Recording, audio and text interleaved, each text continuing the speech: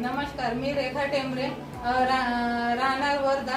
आपण आज इथे सावंगी मेघे इथे आलेला आहोत आणि आजीबाईला आपण 15 दिवसाआधी अमृत ज्यूस आणि आर्थोजी पेन ऑइल आणि आर्थो टॅबलेट दिली होती. तर यांना काय आराम पडला ते यांच्याच मुखातून ऐकूया. बोला, तुमचं नाव काय? तुळसाबाई चौधरी. आणि तुम्ही म्हणजे काय त्रास होता ते सांगा.